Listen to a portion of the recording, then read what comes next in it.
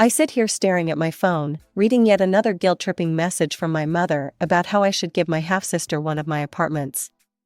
The audacity of her request doesn't surprise me anymore. No matter how many times I block her number, she finds new ways to reach me. Text messages, emails, even comments on social media, all demanding the same thing. To understand why I'm so adamant in my refusal, we need to go back 20 years. I was 6 when my world fell apart. Mom sat me down one evening in our living room, her face oddly calm as she twisted her wedding ring, and told me she'd fallen in love with someone else. Dad was moving out. I remember watching him pack his things, while Mom hovered impatiently by the door, checking her watch every few minutes. Mom didn't waste any time. The ink was barely dry on the divorce papers when she married Steve, and he moved into our house. Everything changed overnight. My princess drawings disappeared from the fridge, replaced by Steve's work schedule. My favorite cereal vanished from the pantry because Steve preferred healthy breakfast options. It was like someone had taken my home and rearranged everything just slightly wrong. Dad sent regular alimony checks and tried to see me when he could, but his business kept him busy. Our visits grew shorter and less frequent, always interrupted by urgent phone calls about meetings and deals. Then, when I was 8, my half-sister arrived. I still remember standing in the hospital hallway, watching through the glass as Mom cradled her new baby, with Steve beaming beside them. That was the moment I became invisible in my own home. They named her Lisa, and suddenly, everything revolved around her schedule, her needs, her wants. "Rachel, keep it down," became Mom's favorite phrase. "The baby's sleeping." "Rachel, go to your room," Steve would say. "Your mother needs to focus on the baby." "Rachel, we can't help with your homework right now." "Lisa has a fever." "Rachel, eat dinner in your room tonight." "Lisa's fussy and needs quiet." I grew up with a roof over my head and food on my plate, but love and warmth were luxuries I didn't get to experience. My bedroom became my sanctuary and my prison. I'd spend hours there, doing homework, reading books, or just staring at the ceiling, trying to make myself as small and quiet as possible. Steve made no secret of his dislike for me. He'd sigh heavily whenever I entered a room, or mutter under his breath about baggage from the past. Late at night, I'd hear them talking through the thin walls of my bedroom, their voices carrying clearly in the quiet house. "She should be living with her father," Steve would say. "She doesn't belong here. Look how she mopes around the house. She's making Lisa uncomfortable." "We can't send her away," Mom would reply in a harsh whisper. "Mark's alimony is too important. We need that money. Have you seen how much Lisa's dance classes cost? Besides, the mortgage." Those whispered conversations taught me everything I needed to know about my place in this family. I wasn't a daughter, I was a paycheck. A means to an end. A necessary inconvenience they tolerated for the monthly deposits my father made into their account. Every time I heard them talk like that, a little piece of my heart would harden, building up walls that would eventually become impenetrable. As I grew older, the distance between me and my mother's family grew into a canyon.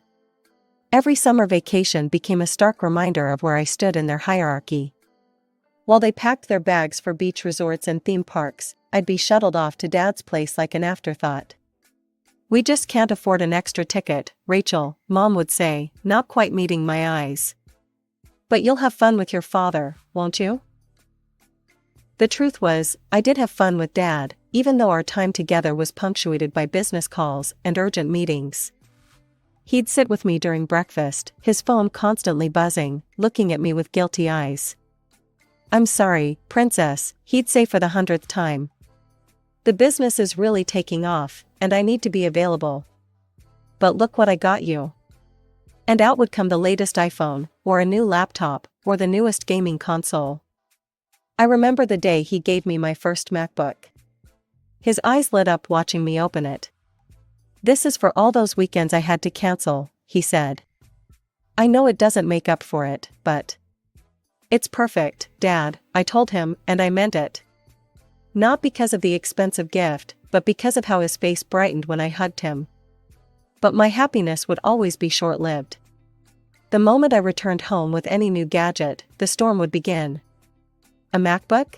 Lisa would screech, her face turning red. "That's not fair. I want one too." She'd stomp her feet, tears streaming down her face, even though she was 8 years younger and barely knew how to use a computer. "Look what you've started," Mom would hiss at me, while Steve stood in the corner, arms crossed, glaring as if I'd committed a crime. The pattern was always the same. Lisa would throw a tantrum, Mom and Steve would pace around anxiously, and within a week, they'd cave and buy her the same thing. It didn't matter if she was too young for it or didn't need it, she had to have exactly what I had. One particularly bad episode involved an iPad Pro. Lisa's meltdown lasted 3 days straight. "I hate you," she screamed at me. "You always get better stuff. It's not fair." Mom finally snapped. I overheard her angry phone call to Dad that evening. "Mark, this has to stop," she demanded. "These expensive gifts are causing problems in my household. Lisa gets upset, and we can't afford to keep matching your presents. Either buy something for both girls or don't buy anything at all." The next weekend, Dad picked me up looking more serious than usual. We drove to our favorite diner, and over chocolate milkshakes, he broke the news. "Rachel, honey," he started, "your mom called me about the gifts." My heart sank. "I'm sorry, Dad. I don't mean to cause trouble." He reached across the table and squeezed my hand. No, you haven't done anything wrong. But I think we need to be smarter about this. I won't be giving you any more expensive gadgets." I nodded, trying to hide my disappointment, but then he smiled. "Instead," he continued, lowering his voice, "I've opened a college fund for you. By the time you graduate high school, you'll be able to go to any university you want." My eyes widened. "Really? Really? But this has to be our secret, okay? Don't tell your mom or anyone else. This is just between us." I nodded eagerly, feeling for the first time like I had something truly mine, a future that nobody could take away or demand to share. The day I graduated high school should have been filled with celebration. Instead, just a week later, I found myself sitting at our dining table, pushing food around my plate while Mom cleared her throat. "Rachel," she said, setting down her fork. "Now that you've graduated, we need to discuss something important." I already knew what was coming. The way she'd been eyeing my room lately, the whispered conversations with Steve, it wasn't hard to guess. "Lisa needs her own space now that she's 10, Mom continued. "She's growing up, and your room would be perfect for her. It's time for you to move out." Steve nodded vigorously beside her, while Lisa bounced in her chair with excitement. I kept my face neutral, took a sip of water, and said, "Actually, I was planning to leave anyway. I'm going to college in the fall." Mom's eyebrows shot up. "College? We can't afford that, Rachel. You know our financial situation." "Dad's paying for it," I replied, watching their faces transform. The relief that washed over them was almost comical. Steve's shoulders relaxed, and Mom's tight smile loosened. "Oh," she said. "Well, that's good then." I spent the next day packing my life into boxes.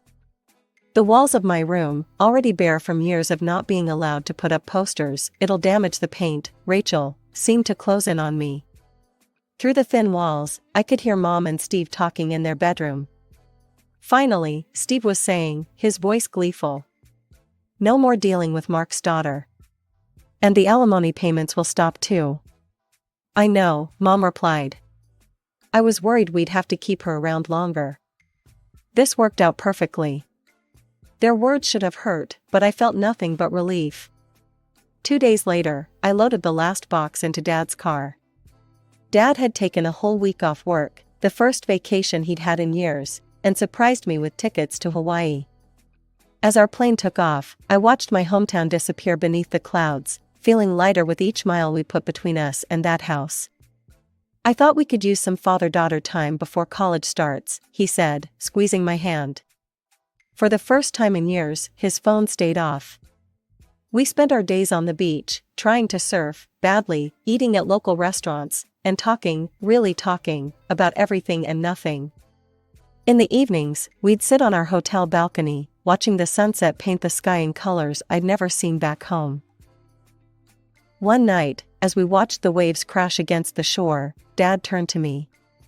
"I'm sorry it took me so long to do this," he said quietly. I leaned my head against his shoulder, breathing in the salt air and the faint scent of his aftershave. "You're here now," I replied. "That's what matters." College felt like breathing fresh air after years of suffocation. I moved into my dorm room that fall, armed with determination and the knowledge that Dad had my back. But I wanted to stand on my own feet too, so I got a job at the campus cafe, the daily grind. "Rachel, you don't have to work," Dad insisted during one of our calls. "I can send you a monthly allowance." "I know, Dad, but I want to," I replied, balancing my phone while wiping down tables. "It feels good earning my own money." Between classes, study sessions, and work shifts, I built a life that was entirely my own. My coworkers became friends, my professors became mentors, and slowly, the weight of my past began to lift. I loved the rhythm of my new life, early morning study sessions before my first class, afternoon shifts at the cafe, and late nights in the library with my study group. Dad's business was booming, and he bought a beautiful house in a quiet suburb. During holidays, I'd stay with him, marveling at how peaceful life could be. We'd spend evenings in his home theater or by the pool, and he'd tell me about his plans for the company's expansion. "I have something special planned for when you graduate," he'd say with a mysterious smile. "Dad, paying for my college is already more than enough," I'd protest, but he'd just shake his head and change the subject. Every time I visited, the house felt more like home.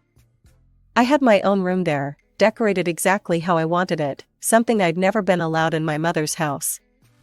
Dad even gave me a key, telling me I could come anytime, even when he was away on business trips. Meanwhile, my mother's world continued spinning without me in it. Her social media was a shrine to Lisa, dance recitals, school events, family vacations. Sometimes, relatives would comment on her posts. "How's Rachel doing? Haven't seen her in ages." Mom's replies were always the same: "Oh, she's doing well, living her adult life."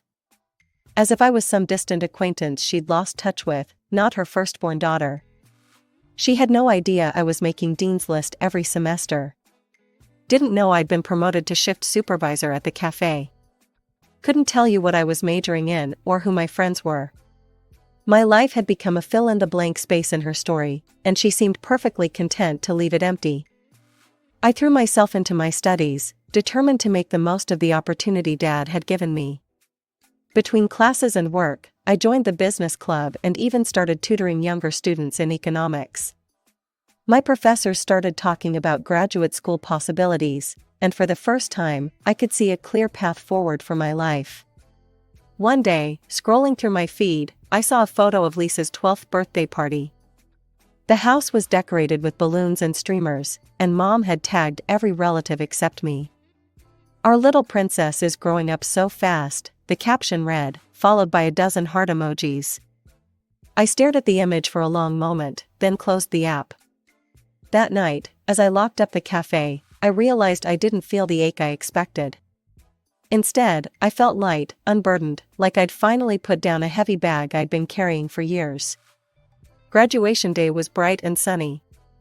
I spotted Dad in the crowd immediately. He was the one cheering the loudest when they called my name. After the ceremony, while families took photos and celebrated, he pulled me aside with a mysterious smile. "Close your eyes and hold out your hands," he said. I felt something metal drop into my palm. Opening my eyes, I saw a set of keys with a small envelope. "What's this?" I asked, opening the envelope to find an address. "Your graduation present.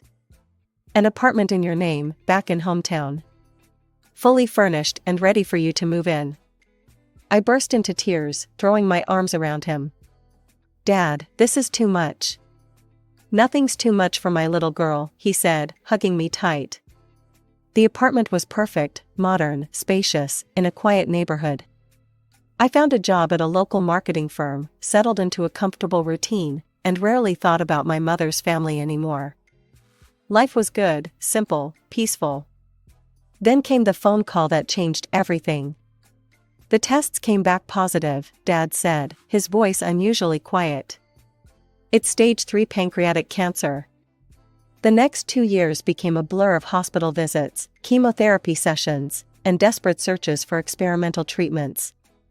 I watched my strong, vibrant father grow weaker day by day. He fought hard, we both did, but cancer doesn't fight fair. On a rainy Tuesday morning, holding my hand, he took his last breath. He was just 54. I handled the funeral arrangements in a daze. Posted about it on social media, tagging Mom out of obligation more than hope.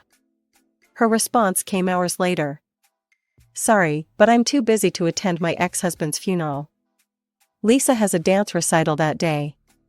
Even in my grief, I couldn't say I was surprised. The reading of the will left me speechless. Dad had left me everything, his company, the house, several investment properties. His lawyer handed me a letter. Dear Rachel, I built all this for you, princess.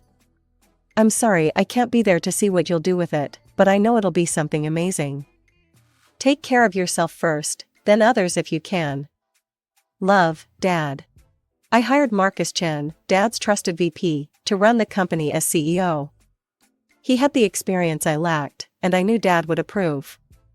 Meanwhile, I found my own way to honor his memory, establishing a foundation to help cancer patients and their families. The day we launched the foundation, I stood at the podium, looking out at the crowd. No one should fight cancer alone, I said, my voice steady, despite the tears in my eyes. And thanks to the Mark Anderson Memorial Foundation, no one will have to. That night, alone in my apartment, I looked at Dad's photo on my desk. I hope I'm making you proud, I whispered. The company was thriving, the foundation was helping people, and somehow, through all the grief, I was still standing. Maybe that's what he'd been preparing me for all along. My phone rang on a quiet Sunday afternoon. The name on the screen made my heart skip, Mom. After 9 years of silence, she was calling me. Rachel, can you come over? It's important. Her voice sounded different, strained, older. Against my better judgment, I agreed. Walking up to my old house felt surreal. Mom opened the door, and I barely recognized her. She'd aged dramatically, her face lined with pain. Steve hovered behind her, and there was Lisa, now 19, watching me with curious eyes. In the living room, nothing had changed, same furniture, same photos of Lisa everywhere. Mom lowered herself carefully into her chair, wincing. I need surgery, she said without preamble. Several surgeries, actually. My joints are deteriorating. Without treatment, I could end up immobile. She paused, wringing her hands. I heard about your inheritance from Mark. About the company, the properties. There it was, the real reason for the reunion. We can't afford the surgeries, Steve added, his pride clearly battling with desperation. The insurance won't cover enough. I studied my mother's face, the same face that had dismissed me, forgotten me, ignored me for years. The same woman who couldn't even attend my father's funeral. But underneath all that history, she was still my mother. I'll cover the medical bills, I heard myself say. Mom burst into tears, pulling me into an awkward hug, our first in years. Stay for dinner, she insisted. We have so much catching up to do. Dinner was a strange affair. Between bites, Mom and Steve peppered me with questions. So, how many properties did Mark leave you exactly? Is the company doing well? Are you selling any of the assets? I deflected each question with practiced ease. The estate is quite complicated, I'd say, or everything's in trusts and legal arrangements. Lisa watched this dance with sharp eyes, eerily similar to how I used to watch Mom and Steve's late-night conversations through the years. As I drove home that night, I wondered if I'd made the right decision.